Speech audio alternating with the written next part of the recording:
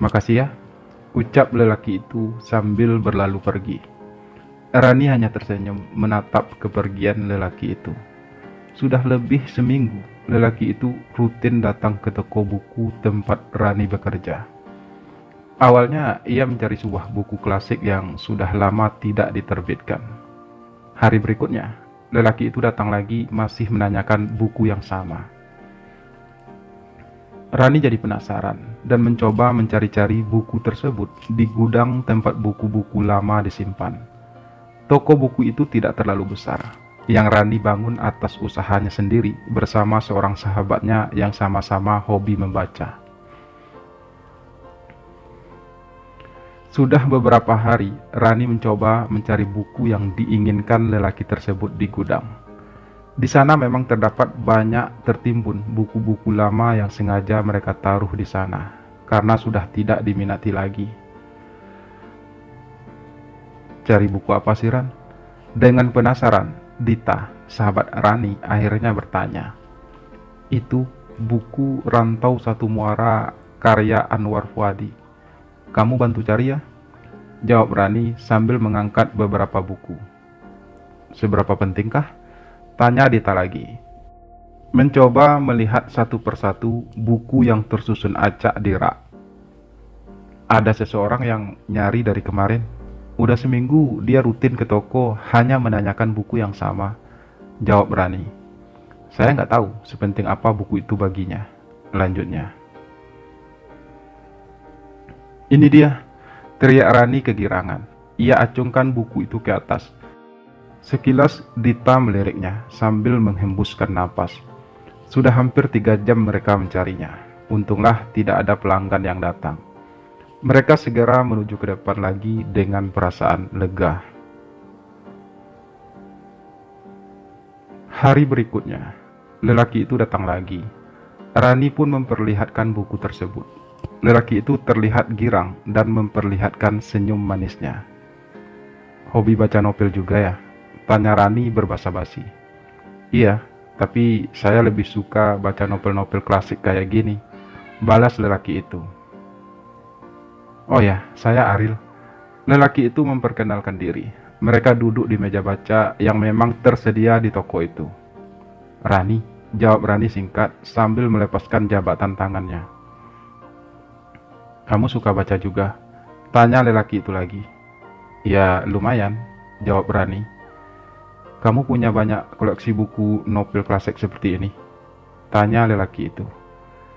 Enggak banyak sih, tapi emang ada beberapa novel yang suka saya koleksi.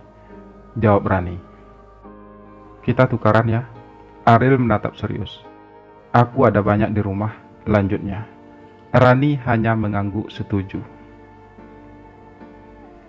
Semenjak itu mereka kian dekat. Aril sering datang ke toko dengan membawa beberapa buku. Mereka sering membahas tentang buku-buku yang mereka baca. Meski Rani sebenarnya sedikit heran, bagaimana Aril tahu tentang buku-buku yang ia suka dan dari mana ia mendapatkan koleksi buku tersebut. Namun Rani membiarkan semua tanya itu. Ia tak ingin mempertanyakannya pada Aril. Cie yang sudah move on, goda Dita suatu hari. Ih, apaan sih? Enggak kok, kami cuma teman. Kebetulan punya hobi yang sama, balas Rani. Kalau iya pun juga enggak apa-apa, Ran. Malah bagus kan, daripada kamu larut dalam penantian yang tak pasti. Dita berujar lagi. Tiba-tiba Rani terdiam mendengar ucapan sahabatnya barusan. Sekilas, bayangan seraut wajah tampan melintas di benaknya. Kamu kenapa, Ran? Tanya Dita, melihat wajah Rani yang tiba-tiba murung. Matanya berkaca. Rani menggeleng. Kamu tahu kan, Dit, cintaku pada Azam begitu besar. Tidak mudah bagiku untuk bisa melupakannya. Suara Rani serak. Tapi Azam sudah pergi, Ran. Kamu harus terima kenyataan itu. Mau sampai kapan kamu akan menunggunya? Sudah lebih dari 6 bulan ia menghilang, Ran, tanpa kabar, ucap Dita. Iya, aku tahu, Dit. Tapi aku sudah terlanjur berharap banyak padanya. Aku yakin Azam punya alasan melakukan ini semua. Aku yakin ia pasti kembali. Suara Rani semakin serak. Air matanya tiba-tiba menetes. Pikiran Rani melayang ke peristiwa beberapa tahun silam. Saat ia tak sengaja bertemu dengan Azam yang waktu itu sama-sama antri di sebuah kasir supermarket. Azam bahkan membantunya membawakan beberapa barang yang kemudian membuat mereka saling berkenalan. Perkenalan itu akhirnya menumbuhkan kidung-kidung cinta di relung hati mereka berdua. 2 tahun mereka pacaran, 2 tahun mereka bersama. Rani sudah menyerahkan seluruh hatinya untuk Azam. Cinta mereka begitu indah. Aku akan menemui orang tuamu minggu depan. Begitu ucap Azam padanya suatu hari. Kamu serius? Tanya Rani dengan perasaan bahagia. Azam mengangguk, lalu kemudian mengecup lembut kening Rani. Sehari menjelang janji Azam untuk menemui kedua orang tuanya, tiba-tiba ia menghilang. Dia menghilang bak ditelan bumi. Tidak ada satu orang pun yang tahu keberadaannya. Rani sudah berusaha mencari dan bertanya kepada orang-orang yang ia kenal. Tapi Azam benar-benar menghilang. Satupun kontak yang ia miliki tidak bisa dihubungi. Rani bingung dan panik. Rani tahu keluarga Azam semuanya ada di Bandung, bukan di kota Batam ini. Dan tak ada satupun keluarga Azam yang Rani kenal. Yang Rani tahu, Azam bekerja di sebuah perusahaan properti di Batam ini. Dan tak ada seorang pun teman kantor Azam yang tahu kemana Azam. Dia hanya pamit mau pulang kampung katanya. Kemudian tak ada lagi kabar sampai sekarang. Salah seorang teman kerja Azam mencoba menjawab kebingungan Rani. Akhirnya Rani hanya bisa pasrah dan menunggu. Hatinya terasa sakit. Teganya Azam pergi tanpa mengabarinya. Rani hanya bisa menangisi semua itu sendiri. Maksudnya apa coba? Ucap Dita setelah Rani menceritakan semuanya. Kalau memang ia di Bandung sekarang, ia kasih tahu kek, lanjutnya. Entahlah Dit, aku juga bingung, jawab Rani lesuh.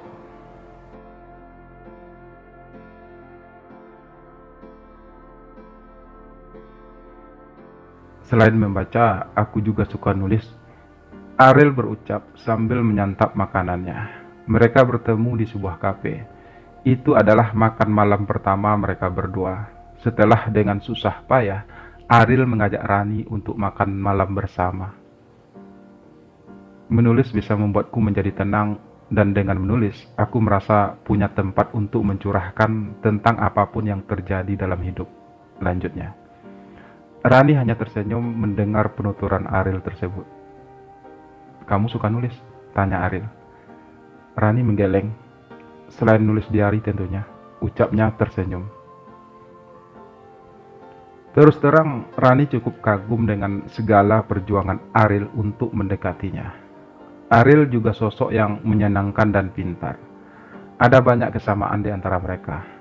Meski Rani belum bisa membuka hatinya untuk kehadiran lelaki lain, tapi Ariel sepertinya tak mudah menyerah. Maaf Ril, tapi saya nggak bisa, jawab Rani. Setelah dengan begitu romantis, Ariel mengungkapkan perasaannya. Mereka sudah hampir 4 bulan berkenalan dan jalan bareng. Kenapa? Tanya Ariel datar. Sejenak Rani terdiam. Dia ingin berterus terang. Dia tidak ingin Ariel berharap banyak dan pada akhirnya menjadi kecewa. Ada seseorang di masa lalu Ril, dan sampai saat ini aku masih belum bisa melupakan sosoknya di hatiku. Maaf, tapi aku harus jujur. Aku tak ingin kamu berharap lebih, ucap Rani akhirnya. Tapi bukannya ia sudah menghilang berbulan-bulan yang lalu, ucap Ariel yang membuat Rani menatapnya penuh tanya. Dita yang cerita, lanjut Ariel, menjawab keheranan Rani dengan sedikit gelagapan.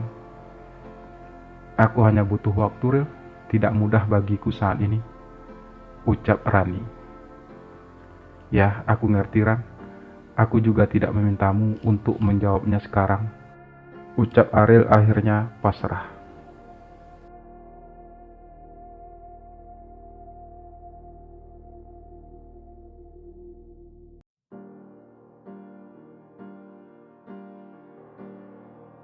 Bagaimana?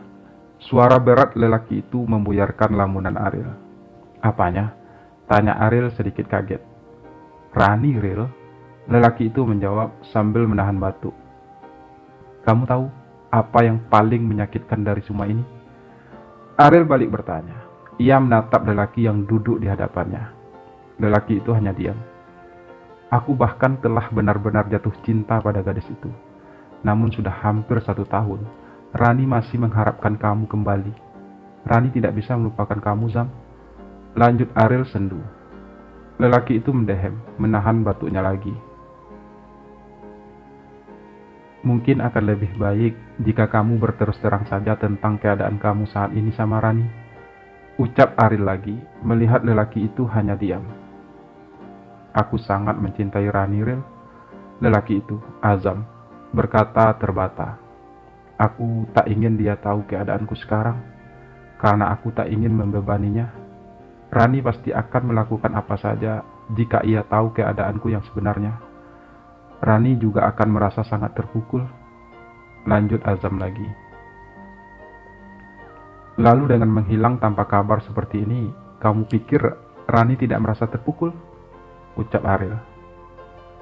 Untuk itu aku meminta kamu mendekati Rani, Ril. Aku hanya ingin Rani bahagia.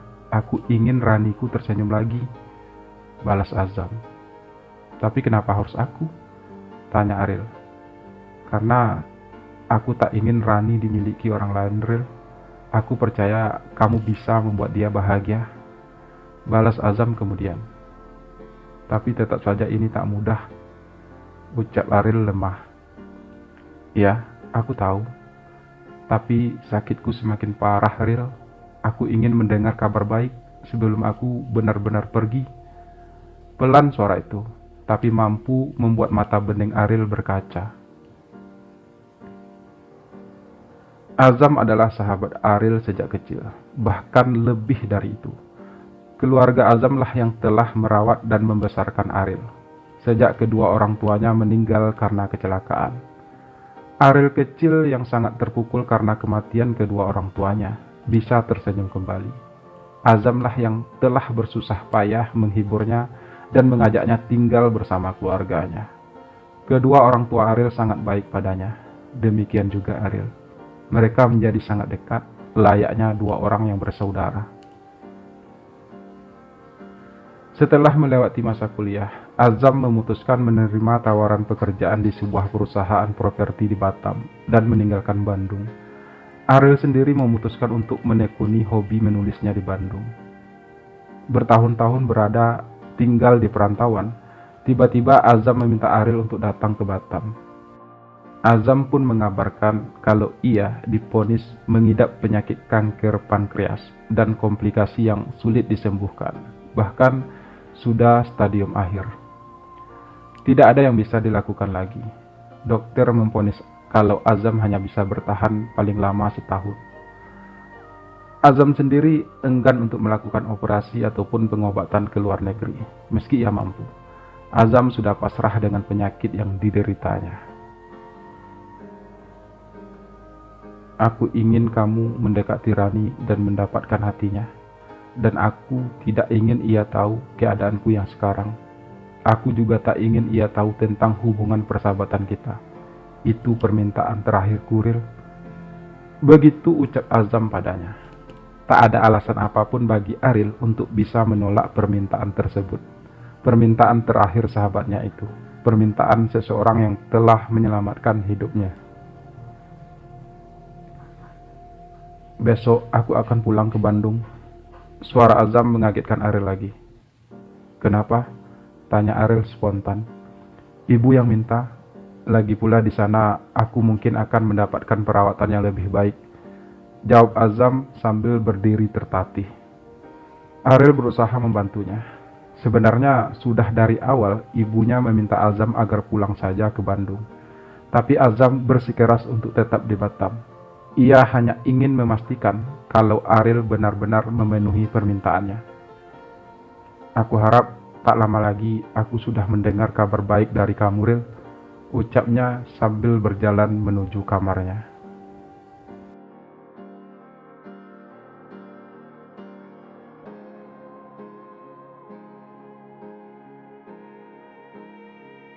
Seminggu kemudian, Ariel mendapat kabar dari ibu Azam kalau Azam masuk rumah sakit lagi.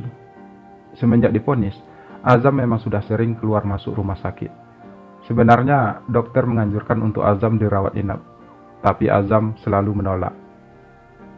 "Aku tak mau menghabiskan masa akhir hidupku hanya dengan berbaring di rumah sakit," begitu alasannya. "Keadaan Azam makin parah, Ril. Dia sudah tidak sadarkan diri. Kamu harus segera pulang ke Bandung." Suara parau ibu terdengar di telinga Ariel melalui telepon selulernya. Segera Ariel berkemas dan menuju bandara. Sesampai di rumah sakit tempat Azam dirawat, Ariel disambut dengan tangis histeris sang ibu. Tangisan ibu memuncah dalam dekapan Ariel. Ariel mencoba menenangkan ibu.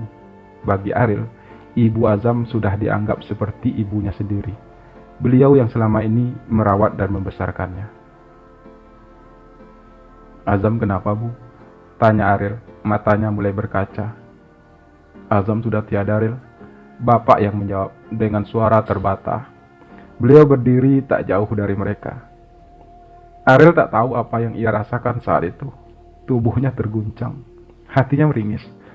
Ia tahu ini bakal terjadi, tapi tetap saja ia belum siap. Air matanya sudah tidak bisa ia bendung lagi. Pelan ibu melepaskan dekapannya yang masih dalam isak tangisnya. Ariel menghempaskan kepalanya ke dinding ruang tunggu rumah sakit itu. Tangisnya benar-benar tumpah. Ada begitu banyak kekesalan dalam hatinya. "Kita harus ikhlas, Ariel," pelan suara bapak mencoba menenangkannya. Tapi Ariel belum bisa terima. Ariel belum bisa menerima kepergian Azam. Permintaan terakhir Azam bahkan belum bisa ia penuhi. Bapak merangkulnya. Ariel tahu, sebenarnya yang paling kehilangan saat itu adalah bapak. Karena bapak orang pertama yang menolak kepergian Azam ke Batam. Namun karena keinginan Azam yang begitu kuat, akhirnya bapak luluh. Dan sekarang Azam telah pergi untuk selamanya. Suasana pemakaman itu begitu mengharukan, terutama bagi Ariel. Matanya memerah. Semalaman ia tidak tidur, memikirkan hal apa yang terbaik yang harus ia lakukan selanjutnya. Kepergian Azam benar-benar membuatnya terpukul, seperti ia terpukul saat kehilangan kedua orang tuanya dulu. Kepergian Azam benar-benar membuat ia semakin bingung dengan perasaannya, terutama tentang Rani. Haruskah ia menceritakan semuanya, atau ia biarkan saja kisah cinta Azam dan Rani tenggelam oleh waktu? Hatinya merintih. Para pelayat sudah mulai meninggalkan pemakaman, namun Ariel masih berdiri di dekat pusara itu. Begitu berat rasanya kakinya melangkah. Ketika Ariel hendak membalikkan badan, tiba-tiba sekelebat ia melihat seorang gadis berkerudung hitam dari kejauhan. Melihat Ariel yang menatapnya, gadis itu seperti kaget dan segera memutar tubuhnya, lalu berjalan tergesa meninggalkan perkuburan itu. Ariel hendak mengejar, namun sebuah tangan menuntunnya untuk kembali ke mobil. Ariel sangat yakin ia tidak salah lihat. Gadis yang dilihatnya tadi adalah Rani. Bagaimana Rani bisa berada di sini? Bagaimana ia tahu tentang kematian Azam? Berbagai pertanyaan berkecamuk di pikirannya, yang membuatnya semakin bingung.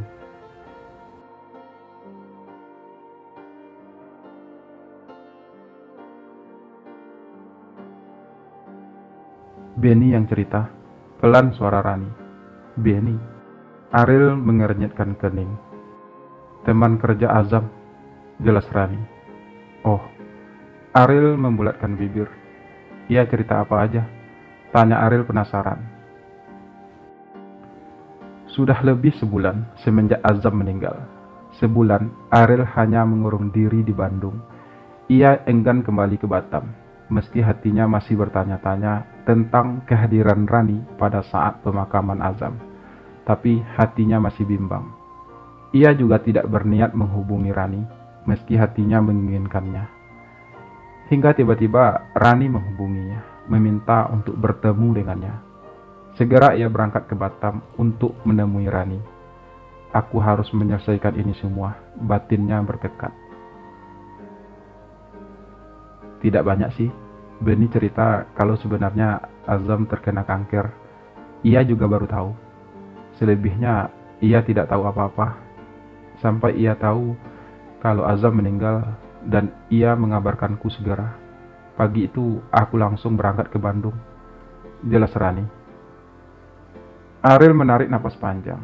Ia masih melihat guratan bekas di mata Rani. Ia yakin Rani sangat terpukul dengan kepergian Azam. Aku menangis semalaman, Ril. Bahkan berminggu-minggu aku masih menangisi semua itu. Ucap Rani lagi. Aku tak tahu mana yang paling menyakitkan dari semua ini.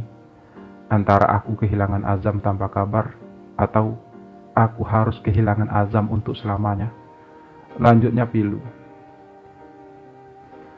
Ariel menghempaskan napasnya. Bebannya masih terasa berat. Lalu apa yang membuat kamu menghubungiku dan meminta kita untuk bertemu? Tanya Ariel akhirnya. Aku hanya penasaran, apa sebenarnya hubunganmu dengan Azam, sampai kamu juga berada di pemakaman Azam? Rani bertanya, sambil menatap tajam ke arah Ariel yang tertunduk lesu. Ariel tidak segera menjawab pertanyaan itu. Ia memang sempat terpikir untuk berterus terang kepada Rani. Tapi bukan sekarang. Ariel harus menunggu waktu yang tepat. Namun sekarang, rasanya tak ada lagi yang harus ia sembunyikan. Ia harus menceritakan semuanya. Begitulah Ran, aku tak mungkin menolak permintaan Azam, ucap Ariel mengakhiri ceritanya. Rani terdiam cukup lama. Ia tatap lelaki di depannya, mencoba memahami setiap cerita yang diucapkannya. Berbagai perasaan berkecamuk di benaknya. Hatinya merintih, seakan sembilu menggores lukanya yang belum kering. Tapi, mengapa kamu baru cerita sekarang? Hanya pertanyaan itu yang keluar dari mulutnya. Seperti yang aku ceritakan, Ran, itu semua atas permintaan Azam, jawab Ariel. Rani menelan ludah pahit. Kamu tahu, Ril, semenjak kehadiran kamu mengisi hari-hariku, perlahan aku mulai melupakan sosok Azam. Perlahan aku mulai ingin membuka hatiku untuk kehadiran lelaki lain. Terus terang, aku mulai tertarik padamu, dan aku mencoba menambal celah-celah di hatiku yang koyak akibat luka akan kehilangan Azam. Meski aku tahu itu tidak mudah. Rani berujar sambil sesekali memainkan jari jemarinya sendiri.